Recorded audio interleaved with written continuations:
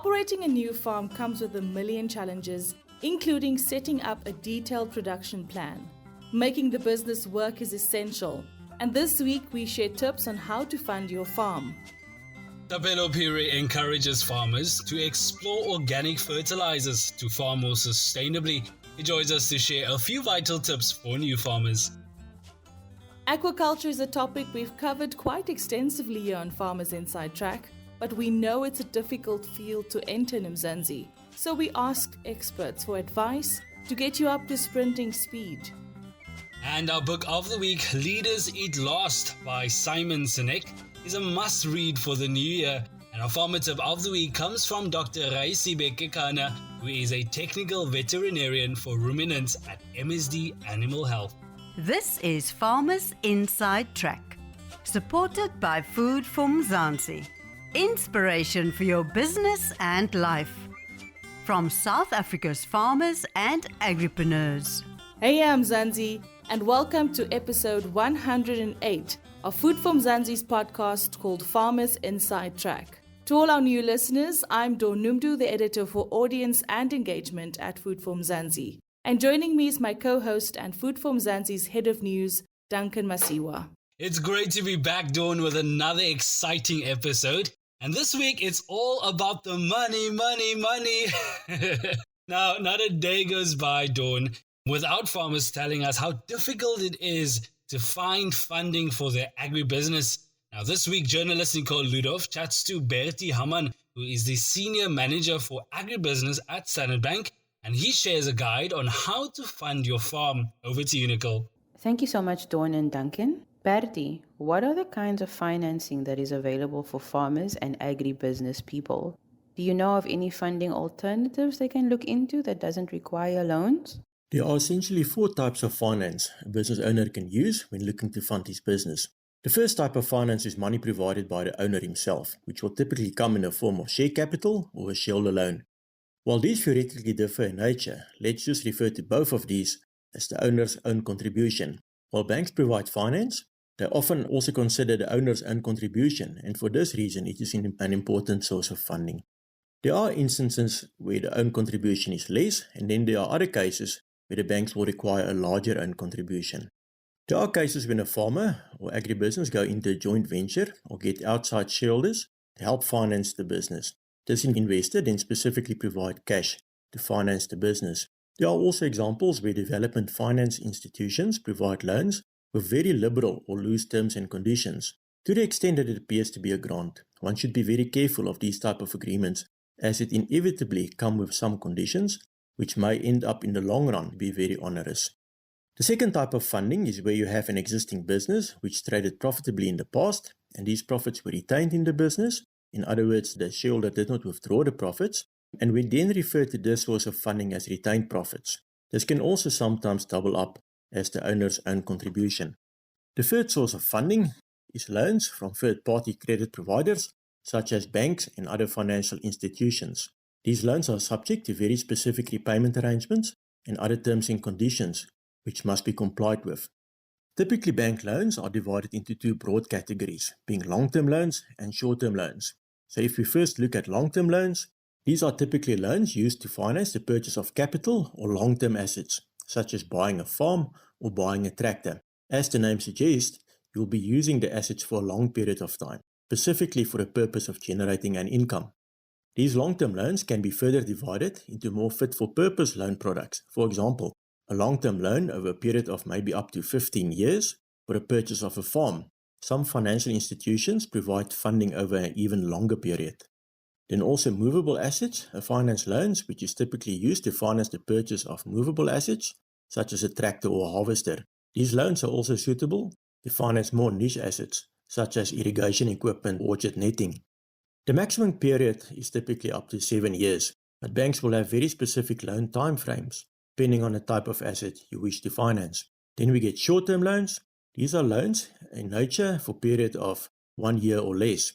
While in practice and on condition that the borrower continue to abide by the loan terms and conditions, these loans get renewed annually. There are different types of short-term loans, but in general we can refer to 2 types. The first one is an overdraft facility, which is often a very general purpose loan and used by the borrower to cover working capital related expenditure, such as wages or utility expenses, while it awaits the proceeds of crop income, for example. When the crop income is received, then the loan is repaid. The second type of short-term finance is a production loan, which is typically used to finance an agricultural crop. The proceeds of the loan is used to plant, maintain, grow, and then harvest the crop. When the crop is sold, then the loan is repaid. And the last source of finance is also from a third party, namely trade credit. In the agribusiness space, most of the agricultural input providers, such as seed and fertilizer companies, provide some sort of trade credit. This is of short-term nature. Where should farmers or agribusiness people start when planning business funding? What should they be considering? The logical, but sometimes not so obvious place to start is to be very specific about what you want to finance, as this will determine the type of finance you should apply for. Try to determine what financial contribution you can make. That's the own contribution we referred to earlier, and how you were thinking about financing the remainder. For example, how much you want to borrow and over what time period. At least in your own mind, try to establish how much cash you will be able to generate to repay the loan and the interest on the loan. Now the next step is really important. Now make an appointment with a bank representative to now informally discuss your proposal. It is important to find someone knowledgeable and who will understand what you want to do. Explain to this person that you would like to also get their advice and input. Bear in mind that an experienced bank official have seen in the past what can work and what not. It may be worthwhile to speak to different persons from different financial institutions to ensure that you are now well informed, and also that you pick an institution with whom you believe you can confidently discuss your future plans. After your discussion with the various people at the financial institutions, you should now have a good idea of what is possible and what not. It is now the time to draw up your detailed business plan, which include how you wish to finance your venture or new purchase. You should also now have a good idea of how the different financial institutions will consider your proposal, and this should help you to include all the relevant information. After you've now completed your detailed business plan, make another appointment with the financial institution of your choice and discuss your business plan and ask them to assess your plan with the purpose of obtaining a loan. In your opinion, what are some of the worst mistakes agribusiness people make when obtaining finance for their businesses? There are a few critical mistakes which I see very often. The first mistake is using the wrong type of finance. For example, using an overdraft facility to pay for a long-term asset. The reason for this mistake is simply because the overdraft facility was arranged previously and is not currently used in full. In other words, there is money available to be withdrawn and the borrower don't want to go through the hassle of arranging another loan. So the overdraft facility is used for purchasing a bakkie, for example. And then when the new crop must be planted, there's not funds available. This is not even a rookie error. I've seen some of the most experienced chief financial officers make the same mistake. So be aware of this pitfall. Another common error is to be too bullish in your assumptions. For example, you overestimate your profits and end up not being sufficiently profitable or generating enough cash to repay your loan. Another common error is not budgeting for all your expenses. Be sure that you budget for all your expenses, including your own drawings from the business. If you're under budget on your expenses, you will also end up not generating sufficient profits or cash to pay your loan. And the last common error which I see often is chopping and changing your business plan. This makes banks nervous and suggests you either did not do your homework or that you are misrepresenting the actual state of affairs. This is why it is so important to speak to the financial institution before you submit your business plan. You probably only have one chance. Rather take a bit of time to prepare properly than having to adjust later. Finally, do you have any tips or advice for farmers or agribusinesses when it comes to financing? Yes, if I can offer some tips. I think the first one is very important. Make sure that you speak to a knowledgeable and experienced person at a financial institution of your choice. The second piece of advice, maintain a constant relationship by keeping the financial institution up to date with what you are doing and how your business is performing. Another important thing is, even if things aren't going exactly as planned, proactively discuss deviations and what you are doing from your side to ensure you can still repay the loan as previously arranged. And then lastly and very importantly, keep your financial records up to date and accurate. This means that you need to budget and keep referring back to your budget and explain any deviations. Thanks, Nicole, and great having you, Bertie Haman.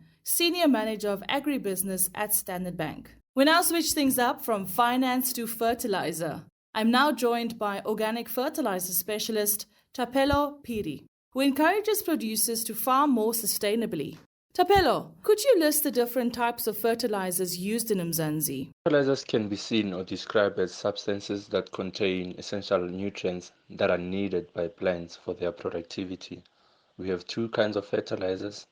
We have organic fertilizers, which are from plants and animals, and we have inorganic fertilizers, which are chemicals such as nitrogen and phosphorus. What type of fertilizers do farmers use, and does it differ depending on the crop farmers produce? Overall, in agriculture, farmers either use organic fertilizers or inorganic fertilizers or chemical fertilizers. On the chemical fertilizer side, we have nitrogen fertilizers, which helps plants during the process of photosynthesis, and we have phosphorus, which is beneficial for the growth of the root system for the plant. So when we use inorganic fertilizers, we use inorganic fertilizers depending on the needs of the plant. Unlike when we use organic fertilizers, we use organic fertilizers to enrich the soil and the plant as a whole. We developing the whole ecosystem from the soil to the plant. So with the use of chemical fertilizers, the focus is only on the growth of the plant. That's why we need specific fertilizers for specific needs of a certain plant. What are natural fertilizers? And could you name some examples of how new farmers can use it? Natural or organic fertilizers are fertilizers obtained from plants and animals, as they usually a byproduct or an end product of a natural process. We have animal manure, cow manure, chicken manure, as we know. We have earthworms, we have fish bones, we have compost, and eggshells as well can also be used as natural fertilizers. And the application of all the named fertilizers will differ depending on the type of fertilizer in use, and either if the fertilizer is on the liquid form or on a granular form. That will depend on how it has to be used. What are the advantages of using fertilizers, especially when it comes to farming sustainably? When it comes to sustainable agriculture, organic fertilizers take center stage as they work with nature, not against nature. The nutrients that are provided by organic fertilizers follow the natural cycle of nitrogen release in the soil, and that works well with different climatic conditions and different crop growth patterns. And again, organic fertilizers are rich in organic matter, which enhances the biological activity of the soil, thereby also improving and sustaining the biodiversity.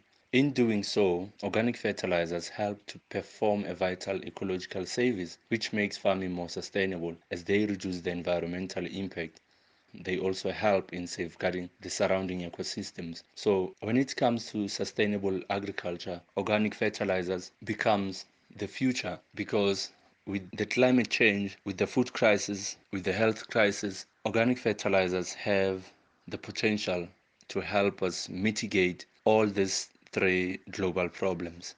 And then before we let you go, what is your top 3 tips for new farmers when using fertilizers? I greatly believe that the future of agriculture is in the hands of farmers. Therefore, going forward, I think farmers need to pay great attention to the health of their soils.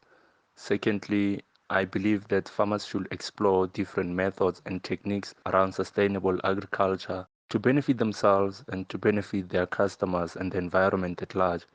And lastly, moving to sustainable agriculture and the use of organic fertilizers can help us all in playing a huge role against the food crisis, the health crisis, and the climate crisis, as to ensure that a sustainable world is built for the future generations, one farm at a time. Great having you, organic fertilizer specialist, Thapelo Phiri. And just like that, we switch from fertilizers to aquaculture, also known as fish farming. Now, it remains one of the biggest farming trends for 2022.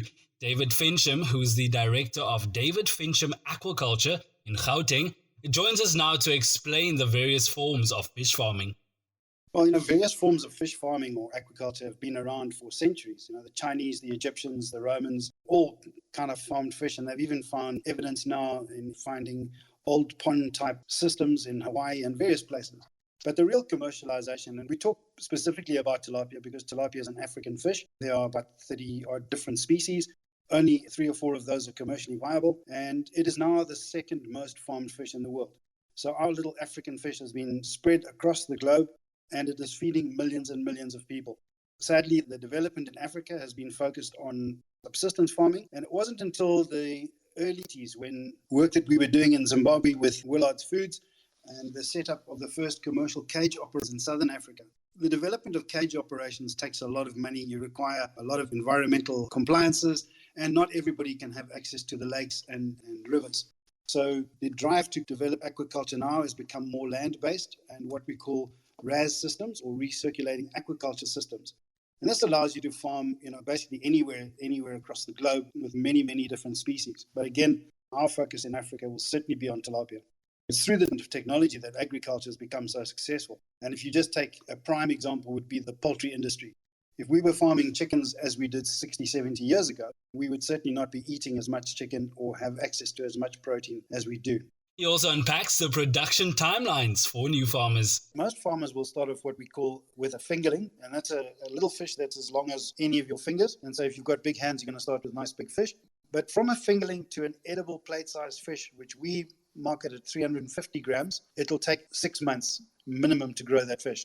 Now, with tilapia, your biggest production factor is actually temperature, water temperature. So you might have excellent genetics, you might have excellent feed, you might have excellent systems, excellent staff and management. But if you're not farming at the right temperature, which is fairly warm for the South African environment, we talk about water temperature being on average 28 degrees. If you just compare that with the swimming season in South Africa, where most of our swimming pools will be at 28 degrees, and certainly our last winter, I think we're still sitting with water temperatures in our swimming pool 22, 23 degrees. And so that limits your growth rates very severely. By farming with greenhouses and closed systems, you can start heating the water and controlling the heat, what we call the heat sink within a system, so that your heat losses are less and your water temperatures are fairly stable. And obviously then your heating also much lower. So, those are all aspects that we've looked at, and we offer a range of possible solutions for heating. We are not heating engineers, and we would recommend that our clients thoroughly investigate what they want to do before they go and spend on boilers or solar panels or heat pumps or any of those heat applications. Now, depending on the scale you wish to start your fish farming operation, David explains what you would need in terms of space and equipment.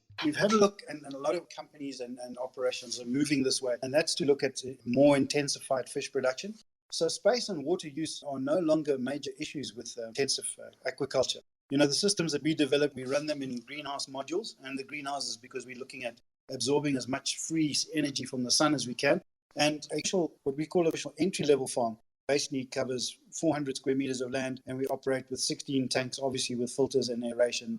And those farms also were designed for very specific reasons. Having worked in 9 African countries and having gone and built farms in some of those countries, you don't want to be away from home and on site for months and months on end. So we can literally establish now a farm within 6 to 8 weeks. And that means building all the infrastructure, doing the training and skills development, and getting water in the tanks and fish in the tanks. And so we've got a very, very quick turnaround in terms of establishing a farm. And when we start operating those farms, we start operating at a very low level of risk because we've got a lot of water and small fish and few fish in the system. And it's only as the system develops and your stock biomass increases and your feed loads increase that you start pushing up the risks. But that'll give you basically 4 months of everyday monitoring and testing and developing the processes to keep the water quality, the right parameters, and to mitigate any human error. And most people ask me, what's the biggest risk with farming? And it's always the human error. Somebody doesn't fill the generator with diesel, somebody overfeeds the fish, somebody doesn't flush the filters. And so you really have to be on top of your game, and you have to have good staff. Those staff, so long as they're well trained in the processes, they don't have to be high-level scientists or biologists or engineers or any of those things. So we've tried to create a system where somebody can gain the confidence. I don't see very many farmers within the next 10 years throwing 500 or 600 million rand at a single farming operation in South Africa. And so let's deal with the smaller guys, set them up with systems where they can develop their skills. Because our systems are modular and scalable, you can add tanks and you can add greenhouses and grow over time. That growth would depend on your own growth as a business in terms of marketing and selling your fish, also in terms of your ability to raise the funding to build these operations. Then in closing, David explains what aspiring fish farmers would need to understand from day one. What a lot of people do is they try to set up a business without getting a full plan together. And a lot of that business actually revolves around traditional business, marketing, selling, managing cash flows, raising money, and all of those aspects. And so one has to really have a very well-rounded business plan and skill set to be able to put onto a banker's table or a funder's table or an NGO's table to say, we want so much money to develop this project. And then obviously with the lack of aquaculture skills across the sector, you would have to engage with somebody who could certainly show you the ropes. Because if you don't understand the farming processes and how you control the environment and your feeding and your water flows and all of those things, the chances are that you lose a batch of fish. And once you lose a batch of fish, you're going to be set back by anything between 4 and 6 months. And that doesn't go well with people who funded your projects. So you really need to walk before you can run. There's an organization that specifically looks at aquaculture development across the globe. And about 3 years ago, their CEO, Mike Fairlings, made this statement. He said, if you wanted to build a large-scale aquaculture project anywhere in the world today, there are probably less than companies that could do that for you. And when I talk about large scale, I'm talking these would be investments of hundreds of millions of US dollars or hundreds of millions of rands. And so what we did as a company was to look at how could we develop skills in the sector without giving somebody the keys to a 1 million rand, 5 million rand farm. And so we start at very grassroots levels with basic small scale farmer training. By going through that process and learning the practicals of tilapia farming, you are confident by the time you get to your business plan and putting it on the table that at least you could avoid some of the pitfalls. Great advice and always awesome connecting with you. He was, of course, David Fincham, who's the director of David Fincham Aquaculture based in Gauteng. Now, before we let you go, next up, our book of the week as chosen by farmers, Leaders Eat Last by Simon Sinek, is for those who want to feel they and their work matter, and for those who want to inspire others to feel the same. The author talks about the 4 endorphins your body produces for happiness. When we feel safe amongst our own, the natural reaction is trust and cooperation. When we do not feel safe amongst our own, the natural reaction is cynicism, paranoia, and self-interest. So the question is, how do you create a circle of safety? As it turns out, the human body is built the exact same way as any organization. If we want to direct the behavior of people inside our organization, what do? We develop all sorts of incentive systems. We give them a target, we give them a goal, we offer some sort of bonus, and what do people do? They work towards the goals that we set. We direct their behavior. It works perfectly effectively. It works the same way with children. We give them gold stars, and we get them to do the things that we want. It works perfectly fine. Inside the human body are certain incentives that work exactly the same way. And if you've ever had a feeling of pride, status, accomplishment, love, trust, friendship, loyalty, all of these feelings that I'll generically call happiness are basically produced by 4 chemicals inside our bodies. They are endorphins, dopamine, serotonin, and oxytocin. And so, every single feeling that we basically know as happiness is controlled by these 4 chemicals. And what they're trying to do is incentivize us to get us to repeat behaviors that are in our best interest. In other words, to get us to cooperate, to get us to trust. It is our natural disposition to want to trust and cooperate, and we're always looking for it, which is why the sense of belonging is so powerful. We're always seeking out people who are like us. We want to be next to people who are like us. Agriculture is not just about farming. It's about caring, and that's an ideal worth preserving. It's super fresh, it's super soft, and it makes any meal a treat. It's Super Sure Bread and Super Sure Flour, a proud member of the VKB Group. From breakfast to lunch and even birthday cakes, Super Sure makes the whole family smile. Find Super Sure on Facebook or visit vkb.co.za for more info. VKB, for the love of the land.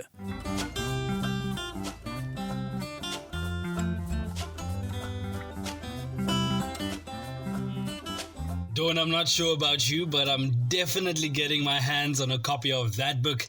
Now remember, if you'd like to review a book, or perhaps you have a book suggestion of your own, feel free to email us on info@foodformzansi. But before we let you go, this week's farmer tip comes from Dr Raesibe Kekana, who is a technical veterinarian for ruminants at MSD Animal Health. Now, she joins us to share advice for new farmers on protecting their livestock against heat stroke and wildfires. People that are in intensive livestock production, your chickens, your pigs, and I saw somebody as well with some rabbits that died from heat stress. For those kind of animals, you want to make sure that your housing has enough airflow and that sort of thing. So you make sure that there's enough airflow for them. If it needs be, I've seen poultry farmers that buy fans and air conditioning for their chicks. I mean, imagine if you're farming in, let's say, Vukani all the way up there in the Kruger. Easy, normal day, 10 o'clock, it's 40 degrees Celsius. So just think about your poor animals and what they're going through. So in case of heat stress, just make sure there's enough adequate cold-ish water and there's a shade for them to stand in so they can protect themselves. Luckily, most of the animals that are in hot areas have adapted to it, so they can most likely survive on their own. And then in case of, let's say, a fire, for instance, there's a fire that's going on, so your normal fire breaks, or those sort of things have failed. So now what do you do with all the animals that manage to survive from the beds and that sort of things? So obviously the first thing, they're in a lot of pain. So you want to make sure that you get some anti-inflammatory in them, so the pain goes down a little bit. They're going to need a lot of fluids in their bodies to sort of hydrate and do that sort of things. So there's a lot of products in the market that you can add to sort of help with the inflammation and, some ointments as well. One of such products, I would say Immunovite. So Immunovite would give you your basic electrolytes, or will give you selenium. Selenium is a very powerful antioxidant, so that will go a long way in repairing the tissues that were damaged. And you also get fulvic acid as well in the Immunovite. So the fulvic acid will also have an anti-inflammatory effect, and it also contributes to wound healing. That's how far, that's as good as I think farmers can protect their livestock. And our farmer tip of the week from Dr. Kekana, technical veterinarian for ruminants at MSD Animal Health, brings us to the end of this week's Farmers Inside Track, proudly brought to you by Food for Mzansi. For daily inspirational stories about the farmers and agriculturalists who go above and beyond to feed South Africa, visit foodformzansi.co.za or follow us on Facebook, Twitter, Instagram, and YouTube. And of course, remember, if you love this podcast, please rate it and share it with your friends, family members, and fellow farmers. The Farmers Inside Track is available for free on YouTube, Spotify, Apple Podcasts, and Google Podcasts. And of course, also on foodformzansi.co.za. But from me, Duncan Masiwa, Don Numdu, Nicole Ludov, and our producer, Megan van der Vent, and the rest of Team Food for Mzansi, have a great week. What joins a continent but its continuous flow over mountains, through rivers, in the rhythm of the land? What ignites its future but the promise to fulfill, to protect and grow the very life of tomorrow?